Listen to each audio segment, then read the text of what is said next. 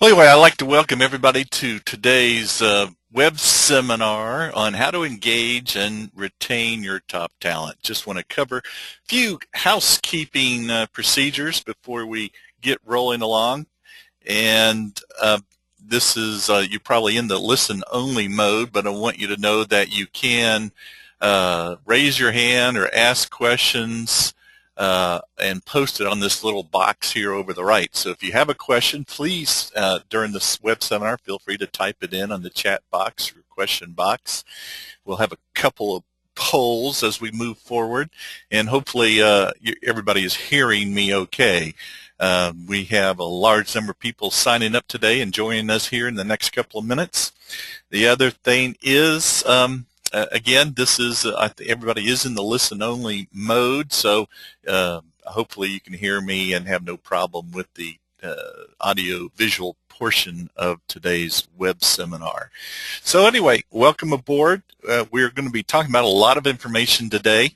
In a moment, I'm going to cover our objectives, but just a little bit about background on me. I've been the lead navigator and president founder of Chart Your Course International for about 19 years. I've done a few things in my lifetime, and hopefully all of you have gotten to know what Chart Your Course International has done over the years through our Navigator newsletter. And I live in Atlanta, Georgia, and my hobby, or what I love to do, is sail sailboats. And I think everything when we talk about business has sort of a nautical theme. So anyway, again, welcome aboard, and thanks for attending today's web seminar. Here are our objectives we want to cover today. These are just a few of the things we're going to talk about. We're going to talk about what's sort of happening in the world of work as I see it, and maybe how you see it, and talk about the cost of disengagement. And then we're going to cover, the 5 key strategies of employee engagement. And we're going to talk about that acronym of PRIDE and how that relates and drives organizational fitness and creates good places to work. And then we're going to talk about the top driver for employee engagement, the top 1 out of the 5 that we'll talk about today. And then we're going to talk about a place that sells shoes online, a case study about how they created the organization and how they run their organization by creating a positive culture that creates the behaviors and processes that makes their company not only a great place to work, but a company that makes a lot of money. For all of us in the business world, I think that's something we should not be embarrassed about, is about the making profits and doing a good thing throughout the world. And then we're going to talk about a lot of specific techniques. And I'm going to talk about, for example, roast, toast, and boast sessions. And then I want to talk about some other techniques like how a dynamic communication workshop, how that can improve communication within your people and create a more effective team. And then we'll talk shortly a little bit about Bright Ideas campaign, which is a way to drive innovation and ideas and capture ideas from your workforce, which is so important today in this rapidly changing environment. So again, welcome aboard, and hopefully everybody's ready to go forward. What is employee engagement? Now, I love this picture, and employee engagement is about human RPM, the power underneath the hood. And I have to tell you a little bit of a story that happened to me recently. Is I travel out of Atlanta a lot, and to different organizations and places, and I sort of have this habit of doing the same thing when I go to Hartsfield International Airport. So I take my car and I go to the park and ride. And I always do the same thing, and at the park and ride, they have a shuttle bus that picks you up to take you to the front door of Hartsfield International Airport. And usually the people are always distracted when they get on the shuttle bus, and usually the bus drivers are sort of like, in this malaise. But recently I got on the shuttle bus and things were different, and the bus driver was dramatically different than all the previous bus drivers that I've seen before. And so I got on there, and the first thing the bus driver said was, welcome to Hartsfield Park and Ride, sir, and thank you for deciding to use us as your transportation to the front door. And usually when people get on the shuttle, there's some unwritten rules, like you're not supposed to smile, look at anybody, and when you get on there, you're already stressed out. Everybody's looking at their cell phones, smartphones, and Blackberries, checking their email, and it's usually this cold travel between the parking lot and the front door. But this person just created this totally different environment. So I decided to get in the back of the bus and watch what was going to happen, because I love to study human behavior. I like to know and understand and teach people about the magic of getting the right people on the bus, sort of like Jim Collins talks about in his book From Good to Great. He says that people are not your most important asset, the right people are. So here I am on the shuttle bus, and everybody who gets on, the driver does the same thing. She gives this warm, authentic greeting, and then when we get to the front of the airport, the process happens in reverse. She says, well, thank you for choosing Hartsfield Park and Ride, and I hope you have a safe trip. And I wait to be the last one on the bus to get off, because I wanted to see if this person was really authentic. And when I got off the bus, I said, I want you to know that you totally changed the entire environment on this bus trip. You made us feel good. And she gave me the biggest hug that I have ever gotten in my life, and she's singing the Alleluia Choir as she drives off on her bus to make the second trip of that particular day. She was what I call an engaged employee, and that doesn't come by accidentally. Now, I don't know if she was just a naturally authentic, nice person, or was it an organizational strategy that said we wanted to teach her to provide these behaviors that would make the experience different. And that is what we need today. Now, why do you want engaged employees? Now, I got a few figures here, because I know we have left-brain people and right-brain people on the call today. But if you have engaged employees, there's some important things to realize is first, an engaged employee is going to provide you 20% higher productivity. The second thing an engaged employee will provide is 27% higher profits. And then the third thing the employee will provide you if they're engaged, and when I say employee, I can talk about manager, executive, or hourly employee like this lady was on the bus, is 30% higher customer satisfaction scores. Employee engagement, as we talked about in this slide, is an above average attitude toward their work, and this is the outcome of it. Now, we have to realize that not everybody is like this bus driver who's totally engaged at their job. Is that we have seen a lot of things take place in the past 3 or 4 years that has totally changed and affected people's attitudes about their jobs, their employers, and their work. And I guess you sort of say right now we're in the middle of another perfect storm. Is that really what I see, and a lot of my clients see, is that there's 3 issues that are fixing to come to the surface, going to hit the top of the wave, so to speak. Is number one is people aren't very happy with their jobs. Now, this lady definitely was, but there are a lot of people who are just itching, get ready to find a better job somewhere else. The second thing is job engagement, and it's really about people. It's not that they're working for you, but what are they doing when they're working for you? Are they engaged? Are they productive? And the third thing is, as the economy starts to improve, are good people going to jump or abandon ship if they think there's a better job offer somewhere else? So those are the 3 things that I think are affecting the workplace today that we have to be concerned with. And all I can tell you is that the number one biggest search term on my blog and my websites is job satisfaction. And we hopefully today you're going to get some ideas, and I'm going to give you a lot of different ideas. I may bounce off the wall a little bit here, and because there's certainly not enough time to cover everything, but I want to cover some of the things that hopefully you can implement right away when you get back to reality. Here's what is sort of taking place when we talk about job satisfaction.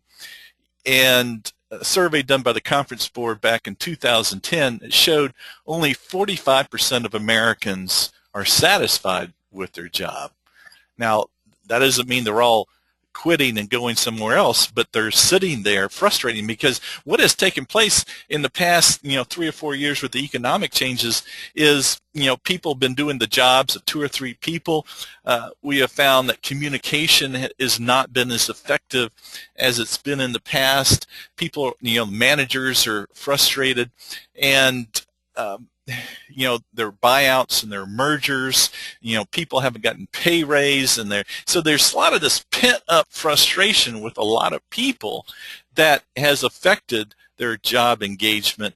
And if it doesn't improve, then the outcome is going to be higher job turnover and retention. Now, interesting thing, I've been through several recessions and changes for the past 20 and 30 years, and the same pattern always happens. People feel because the economy gets bad, people sometimes get this attitude, or the managers, employees, are saying, well, you should be happy that you have a job, and they haven't been minding the store, so to speak, when it comes to job satisfaction. And as the economy improves, turnover increases. And you don't want to be in the middle of when the economy gets better and you're ramping up and you're building and you're growing, and find your people jumping ship, going somewhere else because they feel like they haven't been taken care of effectively during this downturn. The other thing is employee retention. And Right Management did this survey several years ago, and I hope it's not true, but these are the figures they came up with when they asked, do you plan on pursuing new job opportunities as the economy improves? 60% said they plan on leaving. And I've seen a lot of other surveys recently that show high numbers like this, that people are ready to go somewhere else. That isn't what we want in our organizations. But anyway, I have a survey here I'm going to put up here, or a poll, that hopefully, if I can figure out the technology, see if we can get it to work. But I'm going to see if I can put this up there and have you click on how you see employee retention. No, I didn't want to do that. Let me go back here. Let me see if I can get this and tell me what you see. And the question is, are you seeing an increase in employee turnover? Now, if hopefully you can see this poll, and I want you to either say yes or no when it comes to turnover.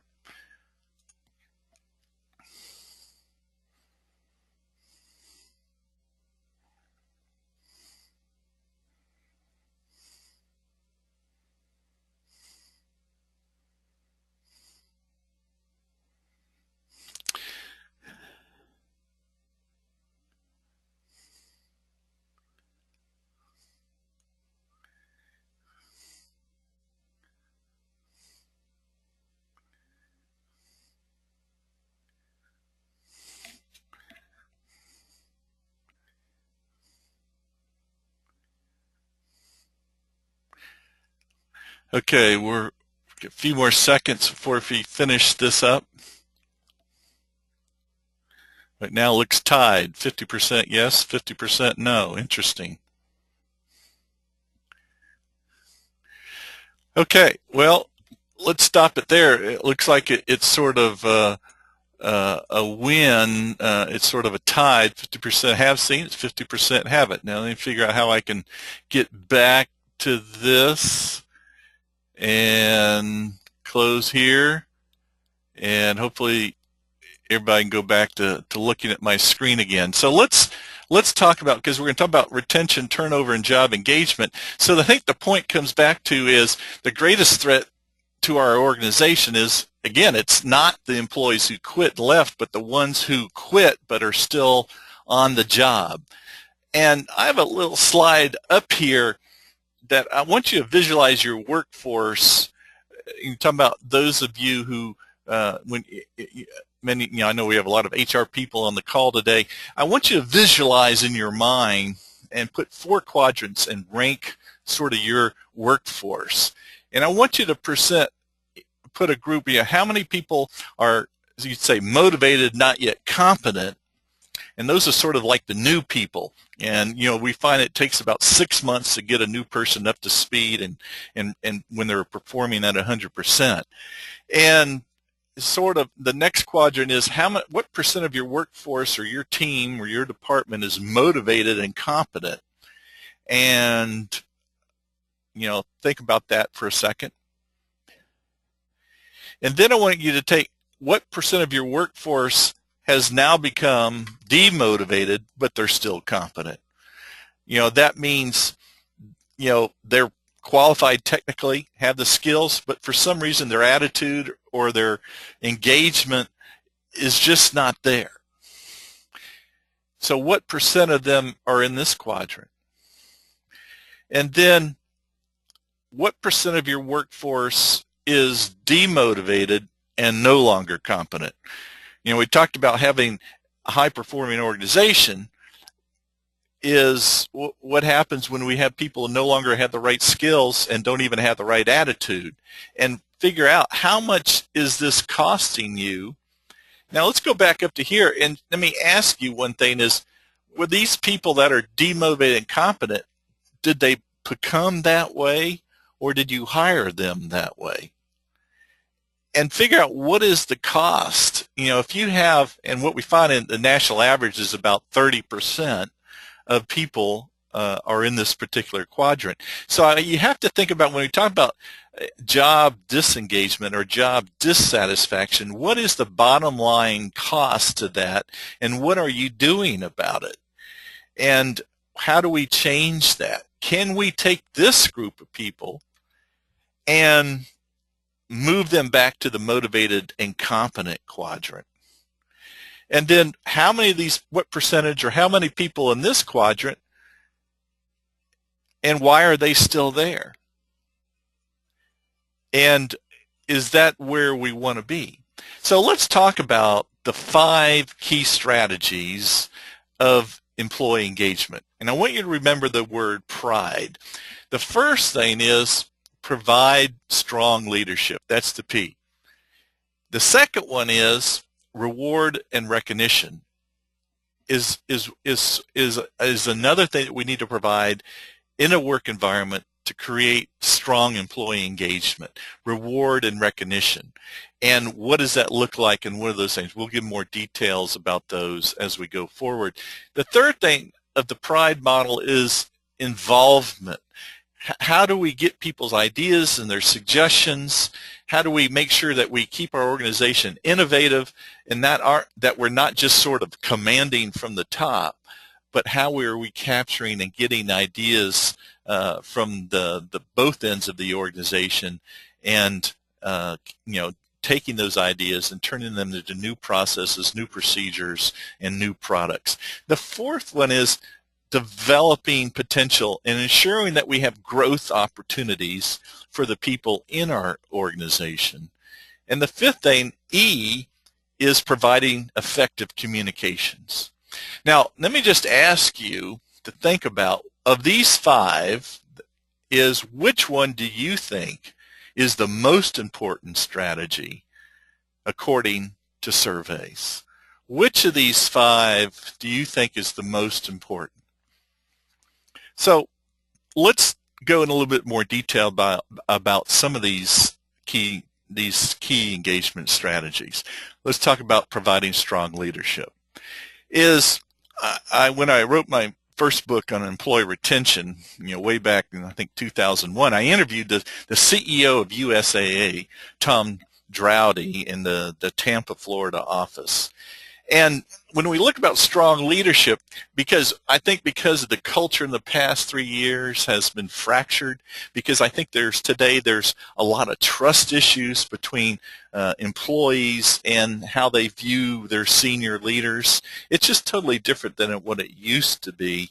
And Tom, as the CEO, had a different philosophy, and his philosophy is the employees' problems are my problems.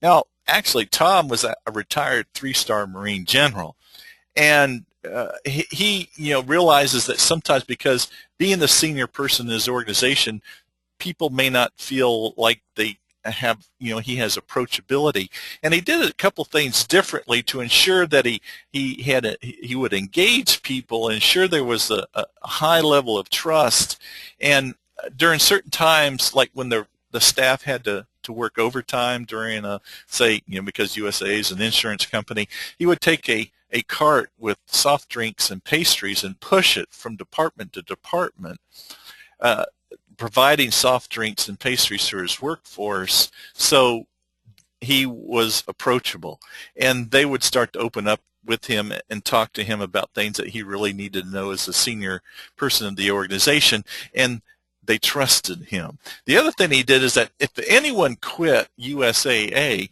he would personally interview them before they left. Now, obviously, he had a huge HR department, but he'd say is, look, if I spent all this money recruiting, hiring, and training my people, why would I want them to walk out the door without me knowing what the problem was? So to me, that is strong leadership. So if you guessed that leadership is the most important engagement strategy, you're right.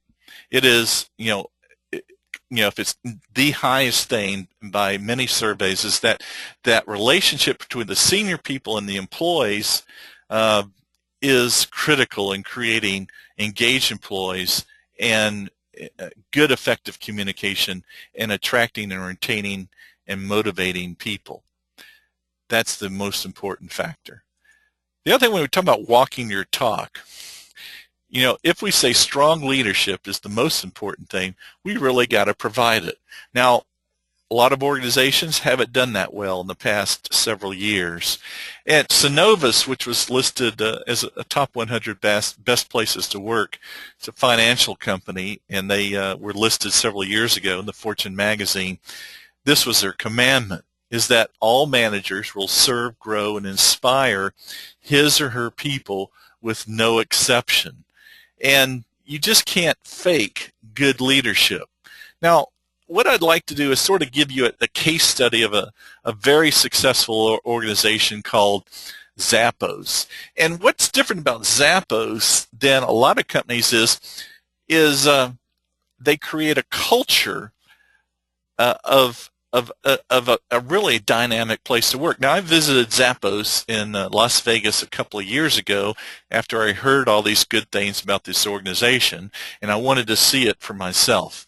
And Tony Hsieh started Zappos about 12 years ago, and what he did is apply modern management techniques, and I'll talk about a few of those things. But their vision statement and their guiding values drive everything they do. Many companies, when they realize they have engagement problems or turnover problems, that's when they start rolling out the programs and then they start getting concerned about people. But by then, it's sometimes too late.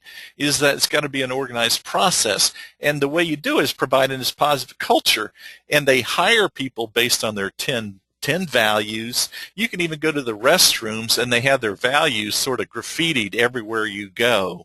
And they have the reward programs based on their organizational values. But their vision statement is delivering happiness to their customers, employees, and vendors. There's nothing about selling shoes or other clothing or other products that they're into. It's about delivering happiness to their customers. And many of us are now wondering, well, how do I make my organization like this? Now, let me just show you, and this was just a slide I had up to year 2008, that the soft things that they do at Zappos has a big return on their investment. And in 10 years, they've been making money, and even up to today, 2012, they are still exceeding their sales figures. So what they talk about and preach about and the way they create that work environment has a definite financial return. Here's some of the things that they do to create this employee engagement and retain people. And the interesting, when you talk to their HR people, they'll tell you is that it's harder to get a job at Zappos than it is to get accepted at Harvard Business School because they've created such a good buzz about their company that everybody wants to work there. So here's some of the things that they do to create employee engagement and retain their people. First, it's about they only want people who like that culture, because going at Zappos, I mean, it's sort of like going back to kindergarten. There's so much energy and enthusiasm. You feel like you're part of the family. And even during my visit, it was like, gee, I would love to work here. So the first thing is it's about knowing what makes their customers happy and their employees happy. They put you through a 4-week training process. Well, you'll have several job interviews. You're interviewed by human resources, and then you're interviewed by the team that you may be working for to ensure that your culture sort of matches the team's culture that you're going to be working with. And then you go through a 4-week orientation program, and they don't care who you are, senior vice president down to salesperson on the phone. Everybody goes through the same training program, and toward the end of the 4-week program, they'll offer you $2,000 to quit. Because what they realize is if they allow people who are unhappy to work there, or people who don't like the culture, because one of the key things, one of the values at Zappos and the importance about working there is they like you to socialize with the employees, whether even during work and after work. And if you hire someone who doesn't like your culture, doesn't sign on to your values and your vision, what do they do to everybody else's attitude? They bring it down. So paying someone $2,000 to $4,000 to quit is a drop in the bucket compared to hiring somebody who doesn't have a good fit with your organization. Everybody who works there sort of sees themselves as something bigger than just being an employee, or what they call a Zappoid. They feel like they're changing the world by providing exceptional customer service and bringing happiness to people that buy products from them. They have autonomy in their jobs where there's no one micromanaging or listening in on the other end of the phone call when they're talking to somebody. If you hire the right people, if you train them well, then why do you need to treat them like they're criminals by looking over their shoulder? So they manage each other. They communicate effectively because everybody's on Twitter, and they communicate through Twitter.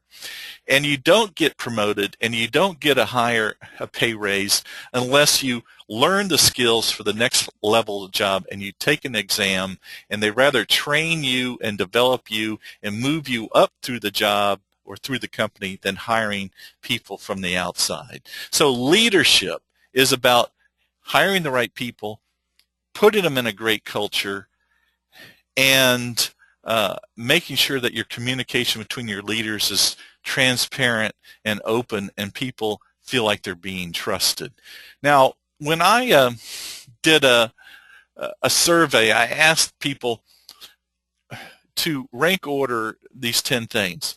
And the first thing they said that is critical is better at communicating is the number one thing. Be more appreciative to each other. And then reward performance. Now, I believe that you should know who your top performers are. Like when I talked about the lady on the bus driver, is to me a top performer. So what people are saying is, well, if I really want to be engaged and I feel like I'm a top performer, at least show me a little, recognition or appreciation for what I do. So the top 3 things is better at communicating, be more appreciative, and rewarding performance. And let me go into how important communication is. Now, let me ask you, how often do your managers or your executives sit down with your managers, or your managers sit down with your employees and communicate to them? here's the important thing. A study that was done by the U.S. Merit Systems Protection Board is about the frequency of meetings between the manager and the workforce. And if you only sit down with your employee during their annual performance review, your trust factor is low, is going to be tremendously lower. And the more frequent the meetings are, the better communication is going to be within your team, within your managers.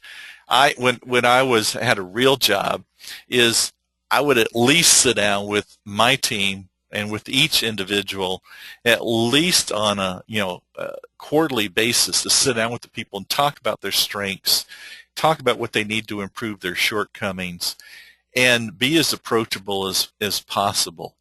And you probably want to know is, well, what are some of those questions, and how do our managers do that? Let me talk about every organization should have some sort of satisfaction survey or engagement profile, and I just put a few questions up here that the manager should know about the individual. And one important question is you should know is, number one, is what prevents you from doing your best? I mean, that should be like every manager should know and ask that question. Another important question is, what do you feel most appreciated for what you do? What do you feel most appreciated for what you do? What was the highest form of recognition you ever got? Is another question that managers should ask their team members, because everybody is motivated differently. Everybody measures effective communication a little bit differently, and if you just try to communicate everybody the same way, you're not effectively communicating with people. Here's a few examples. We talk about appreciation calls. When we talk about improving communication, I learned this from the CEO of Boeing, is he would work with his HR person, and they would find out about one person who went above and beyond the call of duty at the job. And the CEO actually took the time to call the person up at home or on weekends and say, hey, I'm your CEO. I appreciate what you did. I heard that you did this. It makes me proud to be the CEO of you, and I hope you keep up this effort. I mean, a lot of people, the CEO call him at home, they probably would die of a heart attack thinking that he did something wrong.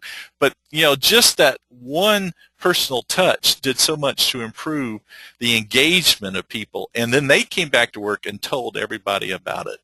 Another organization has something called an employee scavenger hunt, where once or twice a year, every senior member of the company would get 5 names of the people working at the corporate office, and their job that day was just to go out and meet people, those 5 people, and find out a little bit more about them. And then at the end of the day would come back to the CEO and say, hey, I learned something about Greg Smith today, and this is what I learned. It just built a better trust factor, better communication between the top people and the other, I don't want to say bottom, that's a bad word, but other people throughout the organization. Another thing is that we do a lot of with organizations is what we call dynamic communication workshops. Is what happens many times is that conflict and miscommunication build up in an organization, and then trust decreases, job dissatisfaction, engagement goes down, because people don't understand that people communicate with each other differently. And so we use a lot of online assessments as part of this workshop. And for example, this is an organization that was experiencing some communication issues. So before the workshop, everybody would go online, take a behavior assessment, something like a DISC assessment, and would come to the workshop and understand that you have to communicate to people differently. And there's like 8 different styles of communication. And this one organization is that all the managers, and this was a technical, high-tech manufacturing company, the natural temperament of the managers was more analytical and more over here to the left side of this wheel. And the people on the left side sort of are not as strong as communicators. They're more nonverbal communicators. They're more analytical, process-oriented. And all the employees were sort of complaining to the management and to HR that no one was communicating to them, is that they felt sort of isolated in this organization. So when we put the managers through this workshop and they took these reports, they saw they were all this way. And then they realized that, hey, we need to adapt. We need to communicate differently and more effectively to the other people who represent the other side of this wheel, which is a communication type wheel, and open up the doors of communication in their organization. And once they understood what their natural communication style, which was to hold information and not be as engaging, they were able to adapt their communication style to improve communication throughout the organization. Now, what I want to do is, if you have any questions on anything that we sort of went through, feel free to, send a question to us if you'd like, and we'll keep forward and give you some other tips and techniques as well as we're going through this web seminar. Another thing is an organization did to help build stronger leadership and communication in their organization had something called MODD issue boards. And this is something that can be done primarily on the front line. And basically you just take a flip chart, a blank piece of paper, a blank flip chart, and then in a public area just just put it up there for your employees to write things down that makes their day difficult. Because a lot of time we talk about bad communication in an organization, it's because if people can't get their job done, if they're blocked for some reason, or feel like they're not getting the support from their managers or supervisors, then job disengagement is going to slip in. So this one company, they just took this blank piece of paper, put it in a common area or in a break room, and asked every employee just to write up there the things that make their day difficult. And then at the end of the week, the supervisor took it down and improved the areas or fixed the areas that were affecting people and affecting their jobs. Don't ever put up a piece of paper and ask for people's input and never do anything about it, or you just shot yourself in the foot. When we talk about the PRIDE model, and again, there are 5 things, and I want to spend we talked about providing strong leadership, and I want to talk about reward and recognition just a little bit. And when we look at reward recognition, I'm not just talking about carrot and stick motivation, but when we look at reward recognition programs and reward strategies, there are 3 things that drive what we call a total reward strategy. And the first thing that rewards people and makes and reinforces the right behaviors is the reputation of your organization. When we look at Zappos and other top 100 places to work, one of the reasons they want to be listed and is because it has a reputation of being a good place to work. And when I was a Malcolm Baldrige examiner as well, it's sort of like earning that award, or at least going through the process, or being listed as a top 100 best places to work, is your recruitment strategy many times, because a lot of people want to work for a good place to work. Obviously, who wants to work for a crappy place to work? So the first thing about a total reward strategy is reputation. The second thing that is motivating to people is the roles, their particular jobs. I mean, obviously, when people take jobs, they want to have that satisfaction of doing what they think uh, they're supposed to be doing, having autonomy, so their job is important to them. And many times what happens, an organization will, hire people and say, hey, here's what your job is. They recruit the individual, they hire them, they say, here's what your job is, and then they're doing some other job totally foreign to what they thought they were hired to do. And a lot of people, in the past several years, they've sort of just been hanging out, and there was a lot of people that were just happy to have a job. But you can't use that as your sole motivation strategy anymore as the economy improves, because those people may find a better job. And if the managers don't understand what motivates the person, or if they're not getting fulfillment in their role or in their job, then you have a problem. Then they're not engaged. And the third we're talking about is recognition. Making a person feel appreciated for what they do. And there are, different types of reward programs and recognition and reinforcement programs. And is that what your recognition is to give a person a feeling, in my mind, of personal accomplishment. Even in the military, there are different echelons of organizations within the military that give people a higher feeling of prestige.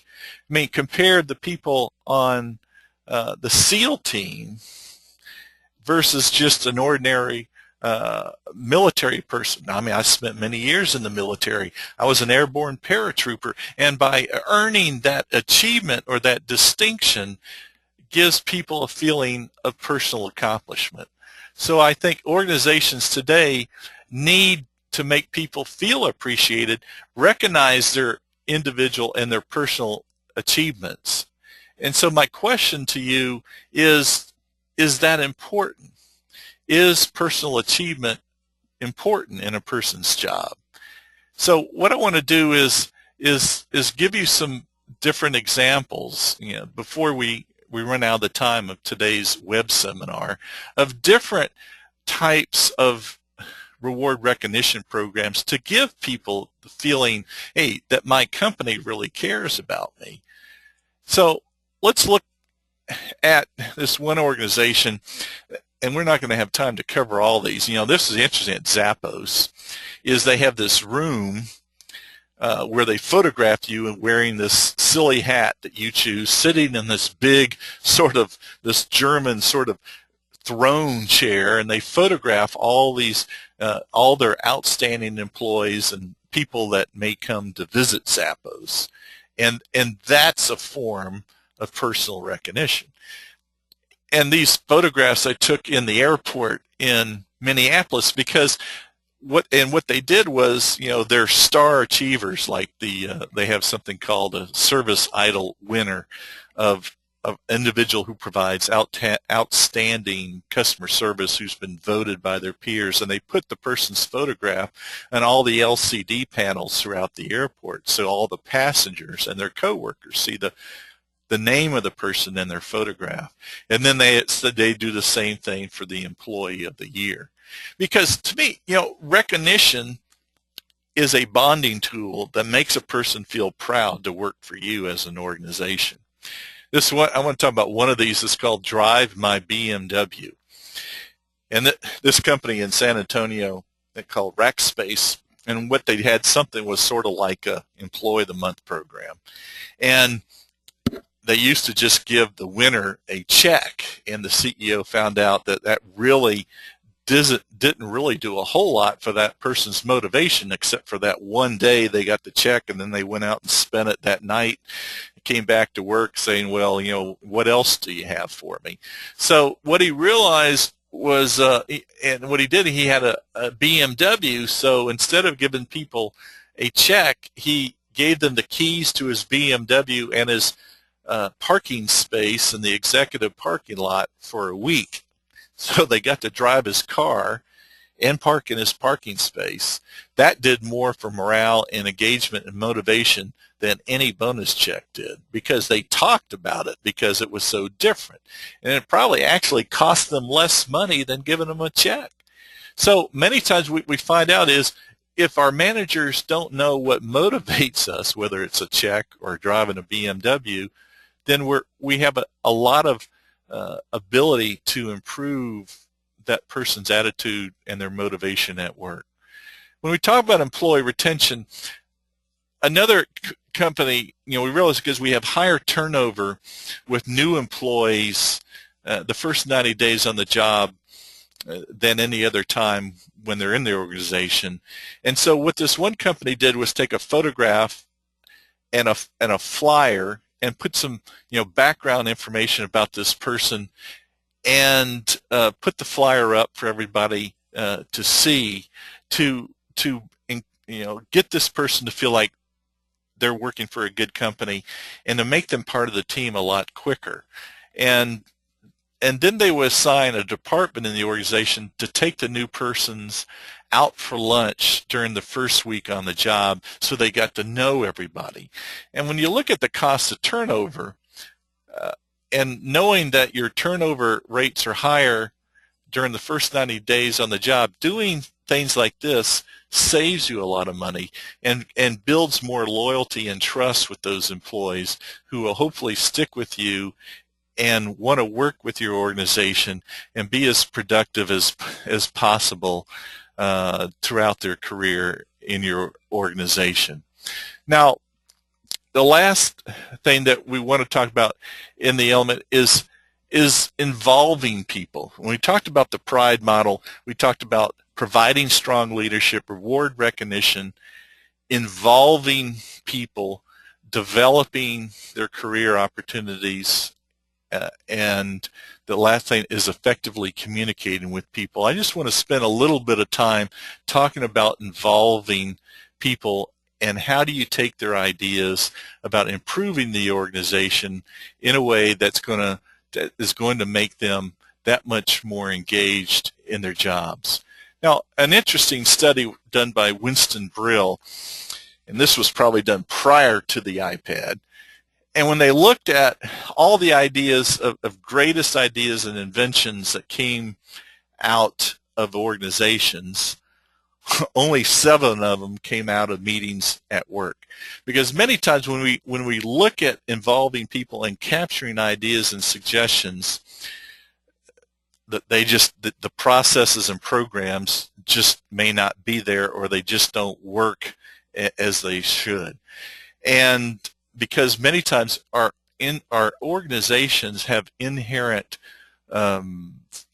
I guess you would say turfdoms, where people don't communicate with each other's departments, and many times those suggestions and ideas just don't come out of the normal routines at work.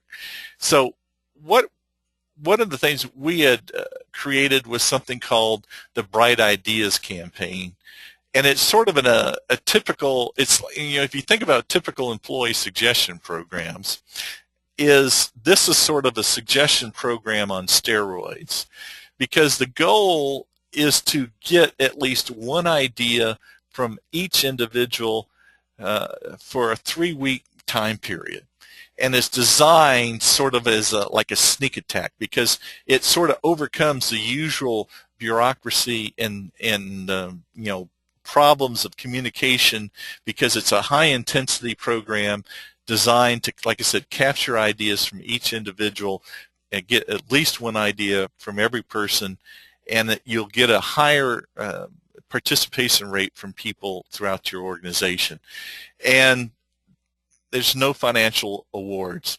And when a person comes up with an idea, they get an instant reward of for example, they might get a T-shirt or a coffee cup. And this one organization ran this back in 2009, and they had like 200 employees, and they got over 450 ideas from those employees in a 3-week period. And it's designed to have like friendly competition between departments. And if your department gets 100%, there's another random drawing for the idea team leader in that department. And so it just sort of, the ideas sort of cascade on top of each other. And one idea they got was worth like $25,000 on how to improve recycling within their organization.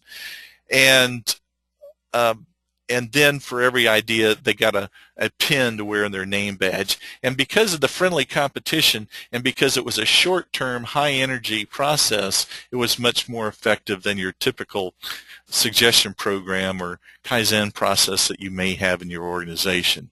So what I would like you to think about is in your organization is where are the ways to improve your employees and your employees' idea processes. Now, what I'd like to do is, review those 5 things and employee engagement strategies. The first thing was provide strong leadership, which we had determined that the leader is the biggest influence in creating trust and communication throughout your organization. The second thing was reward, recognition, and reinforcement processes. The third engagement strategy was involving your employees into your suggestion programs, capturing their ideas. The fourth one was developing their potential and providing career opportunities so that they feel like there's not a dead-end process in their organization, that there's a way to move up in their organization. And the fifth one was effective communication. Now, I want to go back to a couple of the things that we talked about on the reward, recognition, and energizers since we have a few more minutes before we end up here. One of these things is called the roast, toast, and boast sessions. And this not only is a way to recognize people, but it's also a way to improve communication. And what they did was on a monthly basis, they would have a company-wide meeting, and they would, in a fun way, sort of roast the veterans in the organization, and they may have tried to do something and it backfired, but they did it in sort of a tongue-in-cheek way where they recognized some of the people who tried things and didn't quite work out. And then they would toast the new people that are working for the organization. And the third thing is boast about goals that were achieved or exceeded during that monthly time period. The Weather Channel in Atlanta, Georgia had something called the Greased Monkey Award. And when we talk about reward recognition, many times we let our employees come up with the form of recognition. And so at the Weather Channel, the individual who had came up with this was for the IT department, who solved the biggest problem during the month. The Grease Monkey Award was actually a jar of Vaseline with this plastic monkey on the inside, and they presented it to the individual who solved the biggest technological problem during that month. Now, what I'd like to do, see if there's any questions here, and then we'll get ready to finish up. And so the question is, how do we get started in a process like to improve job engagement? And what's important is realize that many times is when we have enough, we first have to select the right people and ensure that we train managers and provide them the ability on how do you communicate well. So what I'd like to do is, we're pretty much close to the top of the hour. Some of you people asked about handouts. What I will be doing, there is a recording of this, and it will be sent out to you by email if you'd like to review this presentation today or send it to someone else. So we're just about at 3:55, so I want to just tell you thank you for attending today's web seminar. And if there's anything else we can do for you, please give us a call or visit our website at chartcourse.com. And I guess it's time to pretty much finish up and talk to you later. Thank you very much and have a great day.